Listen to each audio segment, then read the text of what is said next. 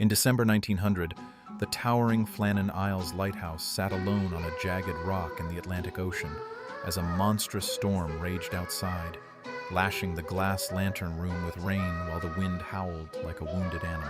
Inside the dimly lit kitchen, the heavy iron door rattled violently as Thomas Marshall, the terrified second assistant, sat hunched over the logbook, his shaking hand writing about the unnatural storm.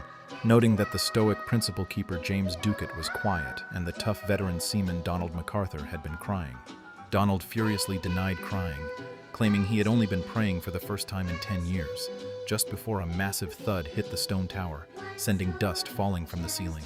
James stared out the small window into the pitch black, noting the sea was hitting the western landing 100 feet above, when suddenly the wind stopped completely, leaving an immediate, unnatural silence broken only by the ticking grandfather clock. As James pressed his ear to the cold metal door, whispering that the storm was just holding its breath, Thomas hurriedly wrote that the storm had ended and God was over all.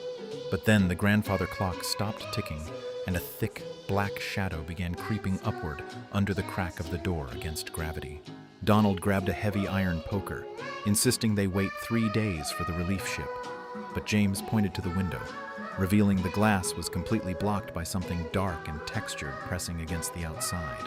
As the heavy iron door began to bend inward under an immense weight, screws popping from its hinges, James calmly put on his heavy weather coat, unlocked the deadbolt, and declared that if they didn't go out, the entity would come in and put out the light. Throwing the door open to reveal a wall of suffocating gray fog and a deafening, vibrating hum, James stepped outside and vanished instantly, prompting Donald to scream and charge out after him with the iron poker, only to be swallowed by the mist as well. Left alone in the doorway as the hum grew louder, Thomas looked back at the logbook, dropped his pen, buttoned his coat, and stepped into the dark void.